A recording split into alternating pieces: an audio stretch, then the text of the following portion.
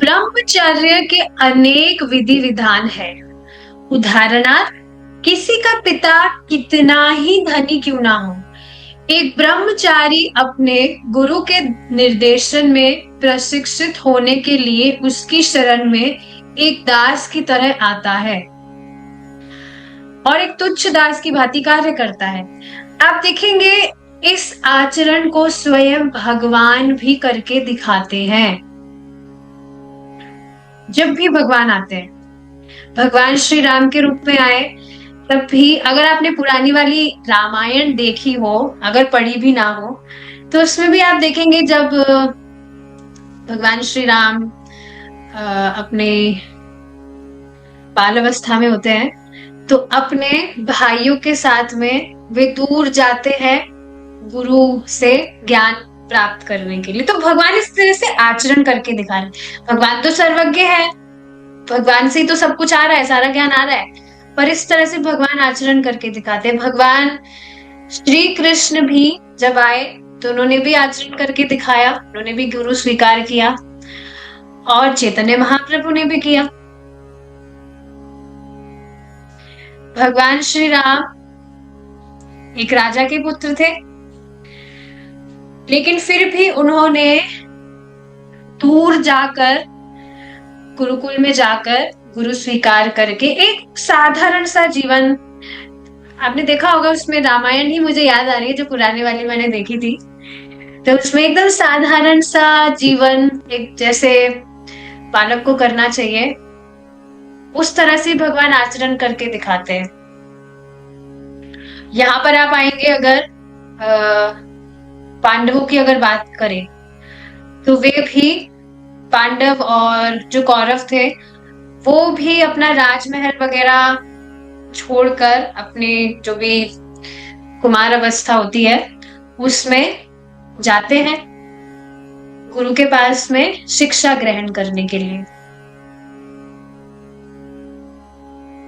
तो ये वास्तव में एटिकेट है। अब आगे बताया जा रहा है, यह कैसे संभव है? हमें इसका वास्तविक अनुभव हो रहा है कि अत्यंत सम्मानित परिवारों के बहुत ही अच्छे बालक यहाँ पर किसी भी तरह का कार्य करने में संकोच नहीं करते। वे थालियां धोते हैं, फर्श साफ करते हैं, और वे हर प्रकार का कार्य करते हैं। ये हमने पिछली क्लास में डिस्कस कर लिया था। आपके पता नहीं दिमाग में कभी ये आया था कि नहीं, जब आपने कभी रामायण या महाभारत देखी हो, तो इस तरह से सारे जो शिष्य हैं वो गुरुकुल में जाकर शिक्षा ग्रहण करते हैं। गुरु महाराज उनको अलग अलग तरह से मतलब बताते हैं, टास्क देते हैं कि आज ऐसे करना है, वैसे करना है। क्या आपके दिमाग में आया था कि काश अभी भी ये सब होता? ये तो शायद पुराने जमाने की बात है, पहले इस तरह से हुआ करता था, काश अभी भी ऐसा हुआ करता, काश हमें भी अपॉर्चुनिटी मिलती कि हम इस तरह से जाकर आश्रम वगैरह में रहते। पर आप देखिए अभी भी ऐसा है कि नहीं, प्रभुपाद जी की कृपा से। या और भी होते हैं, but I am talking about specifically about ISKCON. तो और अगर आश्रम भी ज्वाइन नहीं कर रहे, तो आप सोचिए घर बैठे आश्रम आ गया है कि नहीं सभी के घर में। आश्रम में व्यक्ति जैसे रहकर भक्ति करता है, आचरण करता है, ब्रह्मचर्य का पालन करता है, सेवा करता है, उसी तरह से अब घर में कर पा रहे हैं कि नहीं? कुछ घर छोड़ने की भी जरूरत नहीं है। जैसे पहले कभी बच्चों को भेजा जाता था, तो जो गुरुकुल है वो राजमहल या घर से बहुत दूर हुआ करते थे। और ऐसा भी नहीं जैसे आज तो जो स्कूल वगैरह है, एक एग्जाम्पल की तरह बता रही हूँ, उसमें तो बस 6-7 घंटे पढ़े और फिर घर पे आ जाते हैं। लेकिन गुरुकुल जब ज्वाइन करते हैं तो उसमें पूरा का पूरा जो 25 वर्ष तक व्यक्ति घर से दूर ही रहता है, आश्रम में गुरु के पास में, और अच्छी तरह से शिक्षा ग्रहण करता है। पर आप देखिए घर बैठे आश्रम आ गया कि नहीं? घर बैठ के अच्छे से हम श्रवण कीर्तन जो भी भगवान की सेवा है वो हम कर पा रहे हैं कि नहीं? This is quite amazing. ठीक है, इसके पूर्व वे दुकान तक भी नहीं अच्छा हाँ, इसमें आगे देखिए एक एग्जाम्पल बताया था। एक शिष्य की माता को अपने बेटे पर आश्चर्य हुआ। मैं इसको वापस पढ़ रही हूँ, हमने डिस्कस कर लिया था। जब वह अपने घर गया, इसके पूर्व वह दुकान तक भी नहीं जाता था, किंतु अब वह 24 घंटे काम में लगा रहता है। जब तक आनंद की अनुभूति ना हो, भला कोई व्यक्ति कृष्ण भावनामृत जैसी विधि में क्यों संलग्न होने लगा। ये बात बहुत ही इंपॉर्टेंट है जो समझने वाली है कि व्यक्ति को भक्ति में सुख अनुभव हो रहा है, इस वजह से वह अपनी इच्छा से भक्ति कर रहा है। मैं जैसे खुद इस बात पर विचार कर रही थी, प्रभु जी ने कुछ बात बताई थी,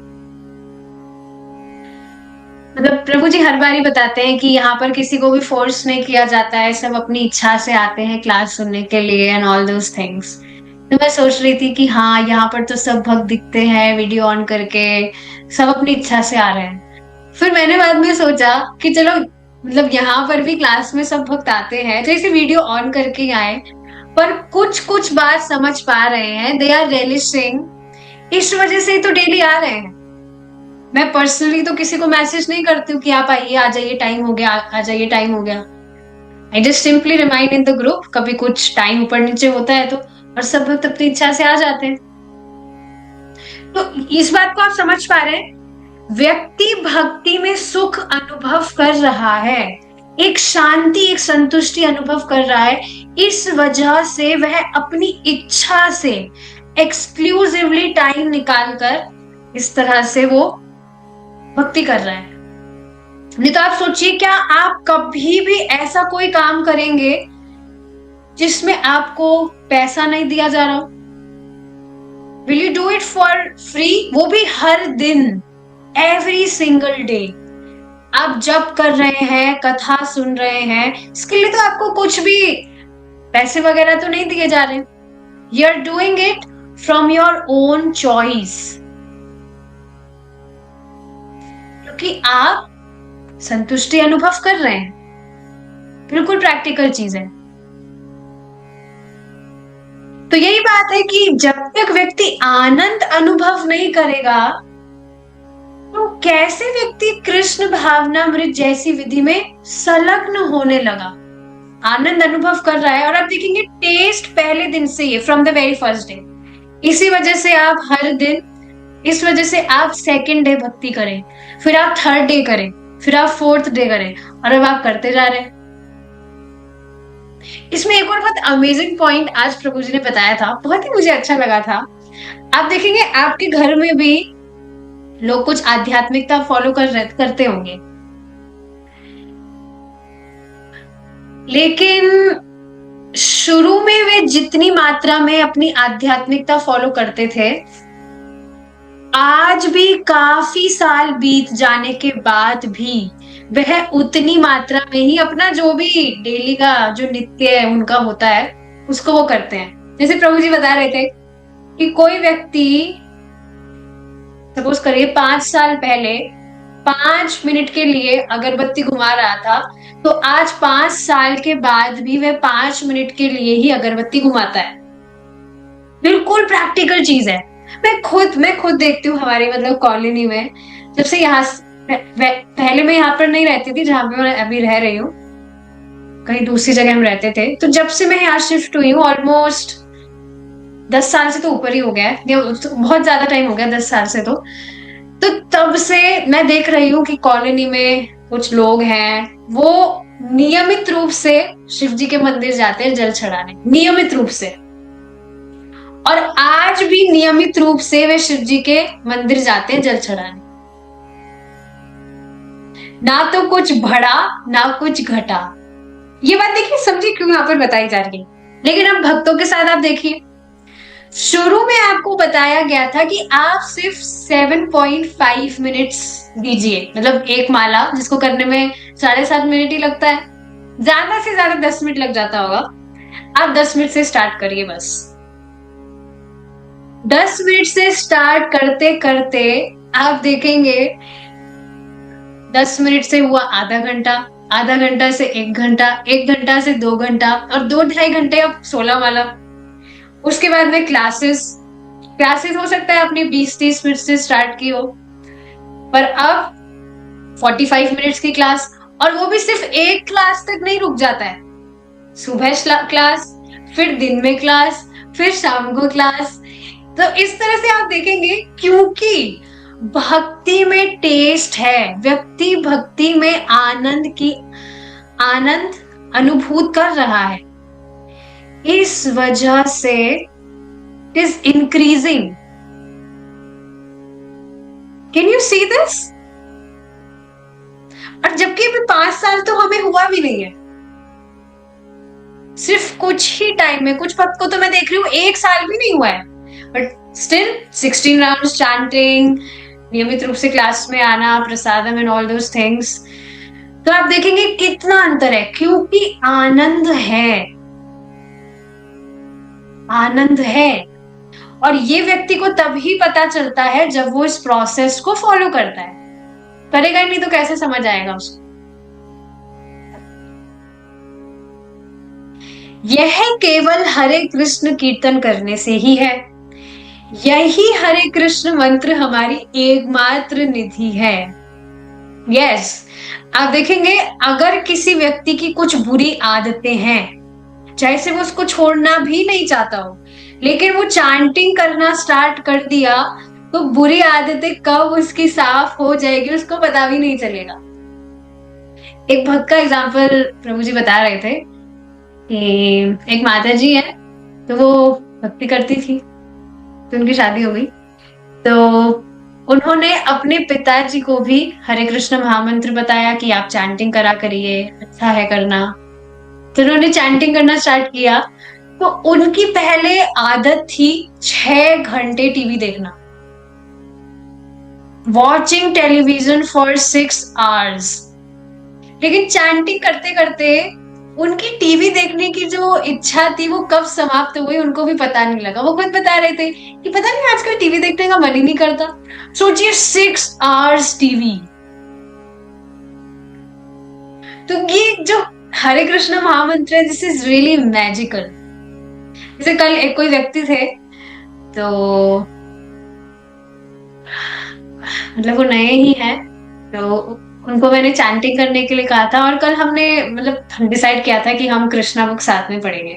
तो कृष्णा बुक हमने पढ़ा साथ में, तो उनको थोड़ा हैवी लगा, तो वो कुछ बहाने बनाने लग गए कि नहीं मैं ये नहीं कर पाऊंगा, मैं वो नहीं कर पाऊंगा, पर हाँ मैं चैंटिंग कर लूंगा, मैं 1 माला में कर लूंगा, मैं 10 मिनट डेली मैं माला कर लूंगा। तो मैंने कहा हाँ आप वही करिए।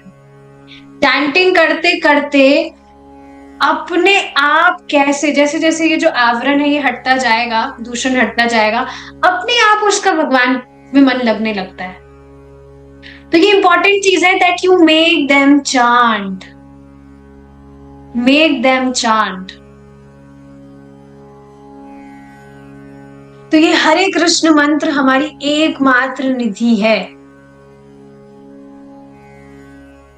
मनुष्य एकमात्र कृष्ण भावनामृत से प्रसन्न रह सकता है, एकमात्र। ये बात तो मुझे बहुत ही ज्यादा अच्छी लगती है कि और कुछ अलग अलग साधन या कहीं और भटकने की जरूरत नहीं है व्यक्ति को।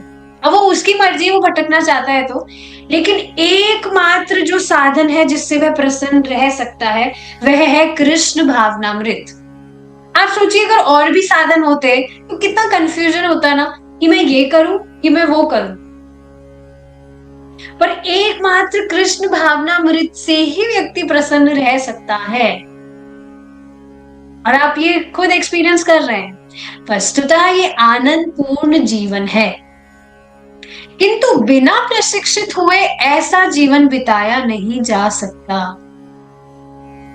बहुत ही इंपॉर्टेंट लाइन है ये, कि है ये हाईएस्ट प्रोसेस और जिससे एकमात्र व्यक्ति संतुष्ट हो सकता है। लेकिन अगर सही से, मतलब सही गाइडेंस में वो नहीं रहा, भक्तों के संग में अगर वो नहीं रहा, श्रवण कीर्तन वो नहीं किया सही से, तो फिर ये जो उसको चांस मिला है उससे वह चूक सकता है। और आप इस तरह से देखते हैं लोगों को कैसे चूक जाते हैं, क्योंकि अच्छे से भक्तों के संग में वो श्रवण कीर्तन नहीं करते। तो बिना प्रशिक्षित हुए वह समझ ही नहीं पाएगा कि उसको क्या प्राप्त हुआ है।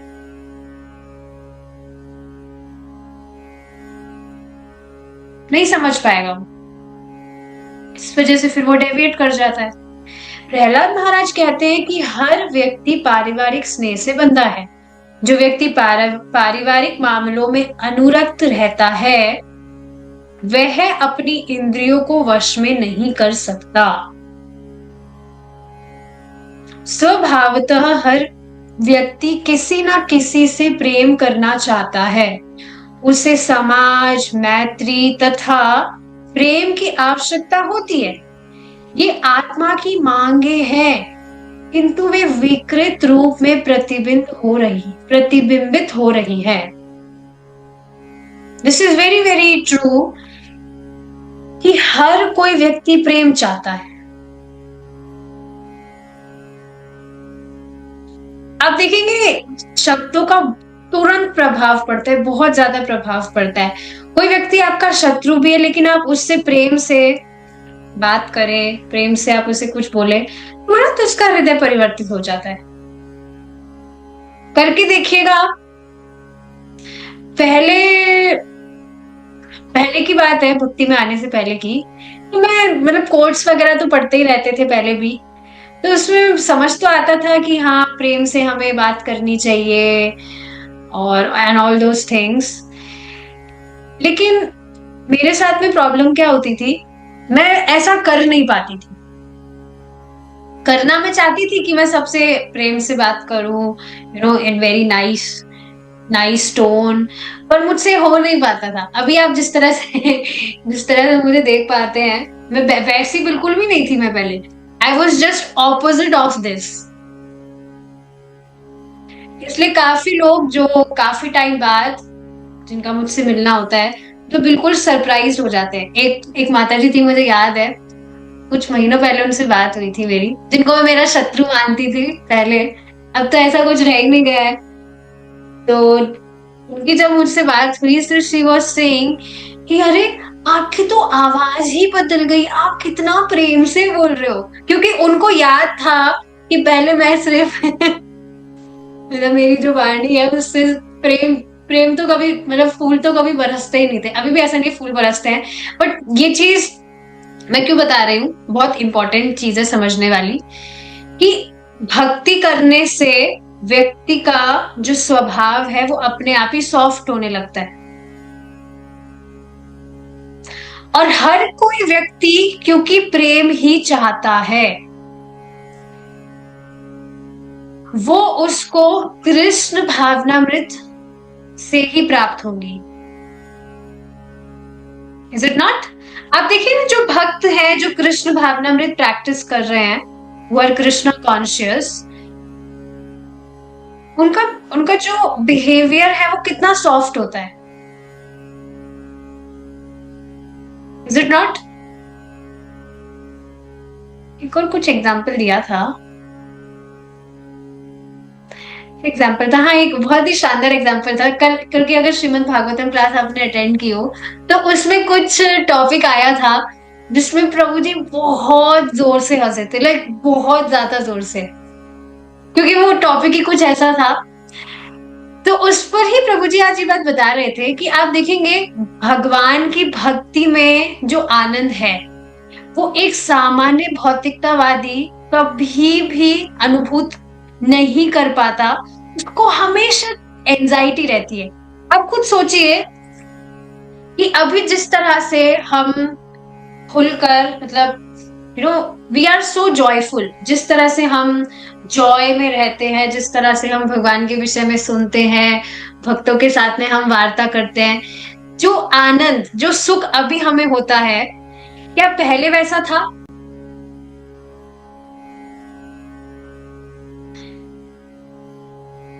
पता नहीं इस बात से आप रिलेट कर पा रहे हैं कि नहीं, लेकिन भक्तों के बीच में इस तरह से भगवान के विषय में जो वार्ता होती है, उस पर जो भी इस तरह से मतलब खुश होते हैं भक्त, उस तरह से भौतिकतावादी चीजें करने में उस तरह की खुशी कभी प्राप्त नहीं होती है।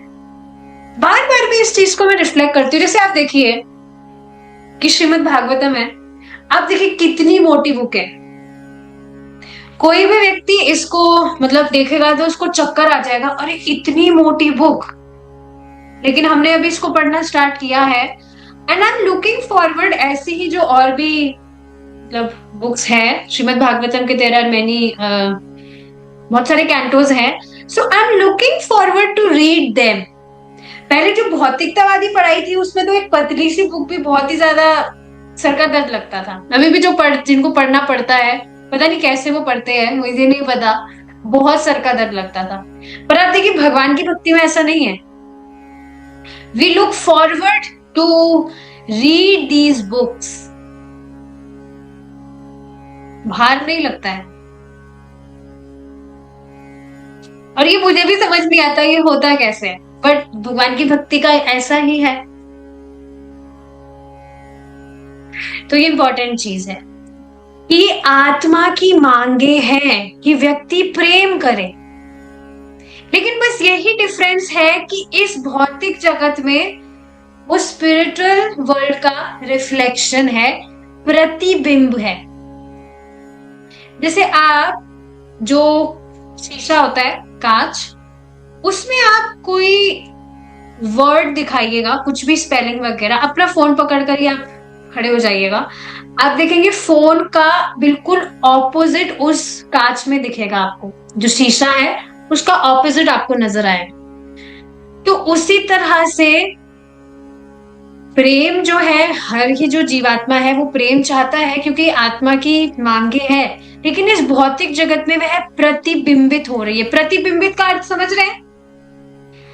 प्रेम वास्तविक में भगवान कृष्ण के लिए है। जीवात्मा सब प्रेम करना चाहता है, पर वो इस बात को समझ नहीं रहा कि वास्तविक प्रेम भगवान कृष्ण से ही वह कर सकता है। और फिर उनको केंद्र में रखते हुए बाकी सबसे भी। लेकिन प्रतिबिंबित मतलब करना चाहिए उसको प्रेम भगवान से, भगवान की सेवा करनी चाहिए। लेकिन इस जगत में भगवान से प्रेम ना करके वो पता नहीं कहां कहां अपना आश्रय ढूंढ रहा है। मैंने देखा है कि आपके देश के अनेक पुरुषों तथा स्त्रियों का कोई पारिवारिक जीवन नहीं है, बल्कि उन्होंने अपना प्रेम कुत्तों बिल्लियों में स्थापित कर रखा है, क्योंकि वे किसी ना किसी से प्रेम करना चाहते हैं, किंतु किसी को भी उपयुक्त ना पाकर अपना बहुमूल्य प्रेम कुत्ते बिल्लियों को देते हैं। मतलब इस बात को आप समझिए, सभी जीवात्मा भगवान के ही अंश हैं। सभी के प्रति हमारे हृदय में कंपैशन, अफेक्शन होना ही चाहिए। भक्त का होता भी, क्योंकि वो अपना संबंध भगवान से समझने के कारण सबके साथ में अपना संबंध समझता है। लेकिन ये जो आसक्ति है, जो कॉन्शियसनेस है, जो आसक्ति है, वो उसे ईश्वर से होने की बजाय वो इस तरह से अपने कुत्ते बिल्लियों में लगाता है। मतलब इंसान से भी अगर उसको रेसिप्रोकेशन नहीं मिल रहा है, इंसानों से बहुत ठोकर वगैरह मतलब धोखा देकर चले जाते लोग, तो अब वो अपनी आसक्ति इस तरह से बहुमूल्य प्रेम, अपना बहुमूल्य प्रेम कुत्ते बिल्लियों को देता है। So instead of becoming Krishna conscious, they become dog conscious और कैट कॉन्शियस।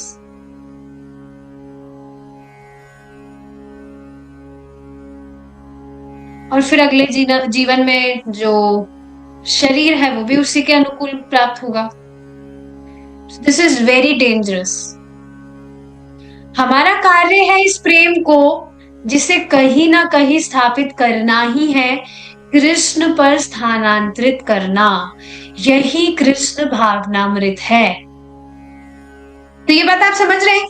कुछ नई चीज नहीं करनी है, सभी को प्रेम करना तो पहले से ही आता है, क्योंकि ये स्वरूपगत स्थिति ही है व्यक्ति की, that he want to love।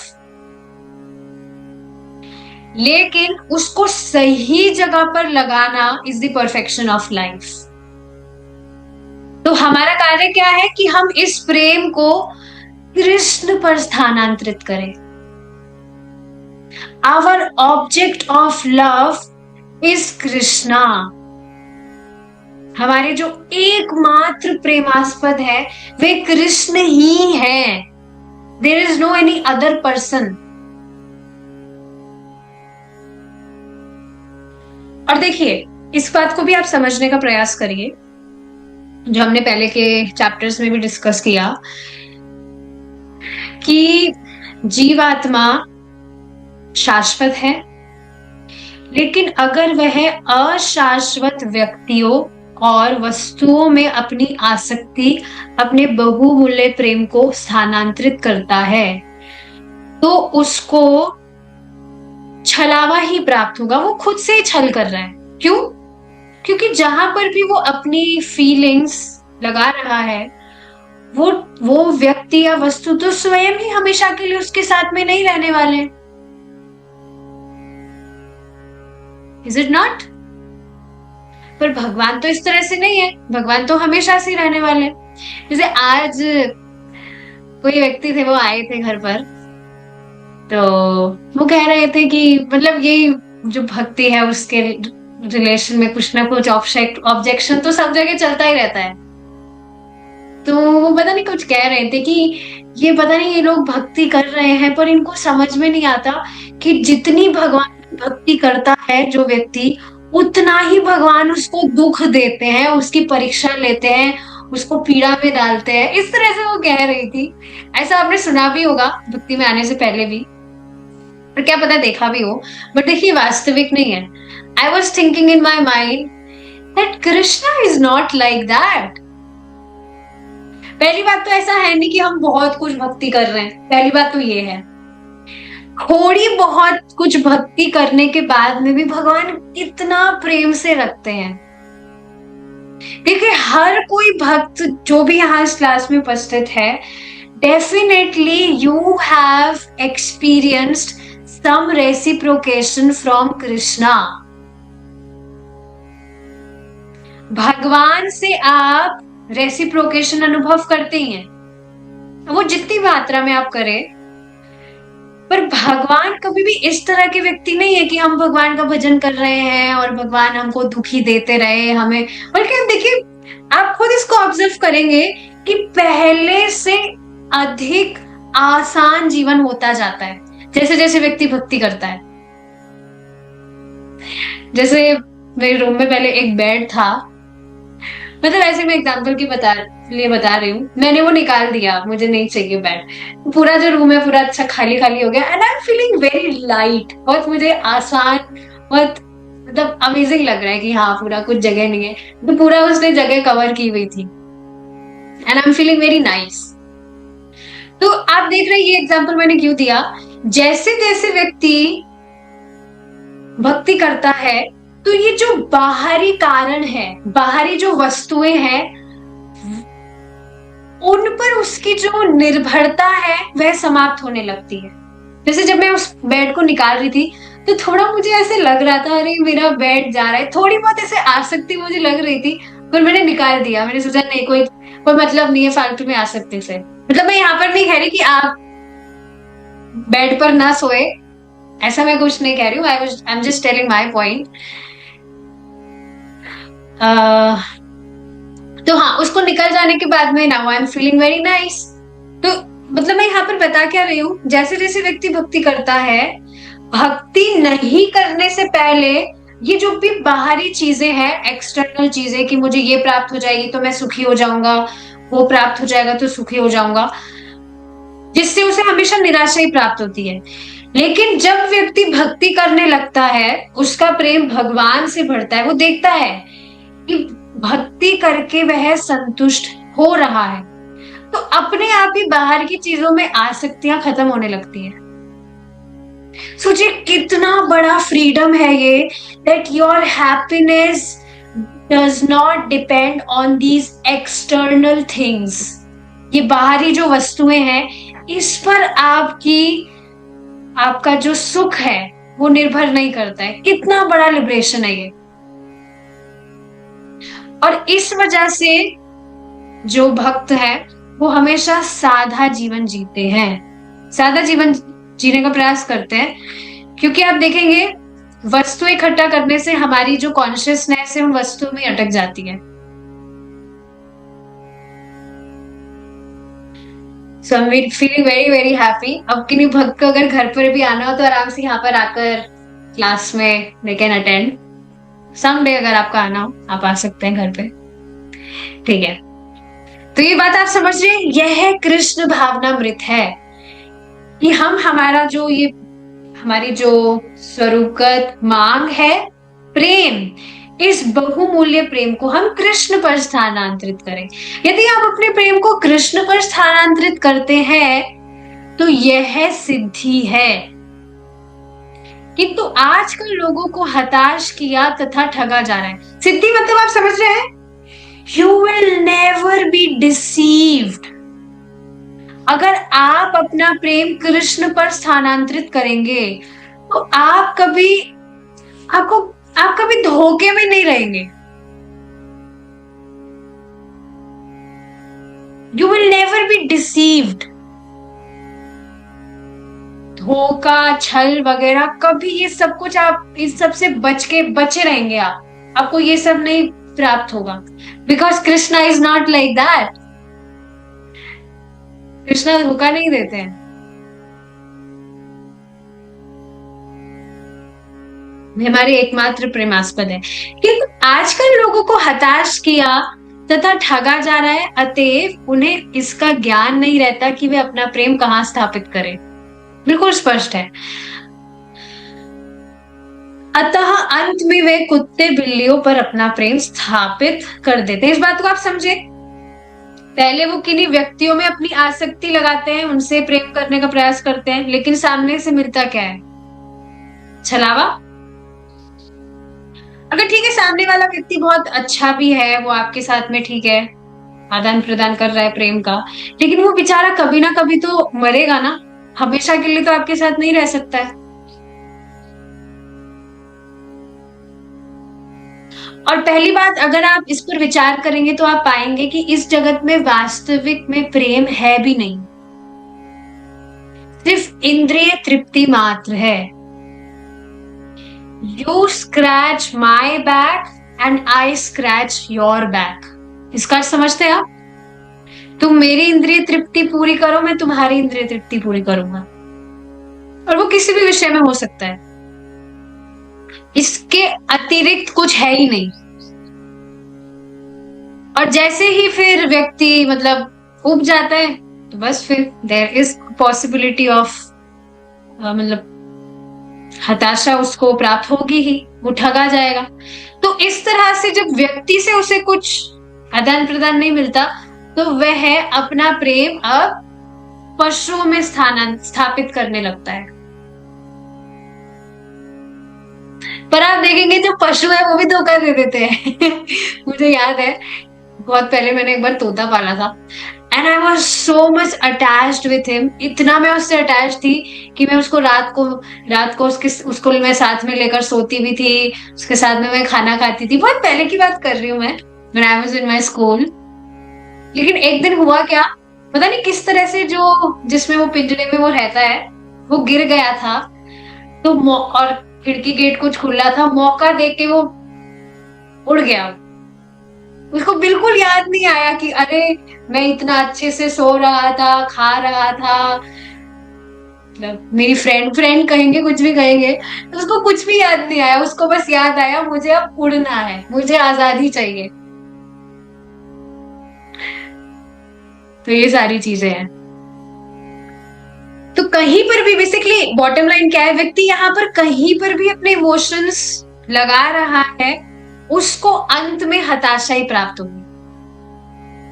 किस जगत का स्वरूप है। तो इस बात को देखिए, आप समझ पा रहे हैं, हमेशा से ही हम प्रेम तो करना चाहते हैं और हम हमेशा से ही ऐसे व्यक्ति को, ऐसे आस्पद को ढूंढ रहे हैं जिससे हम हमेशा प्रेम करें और जो हमें कभी धोखा ना दे। तो वह व्यक्ति है कृष्ण।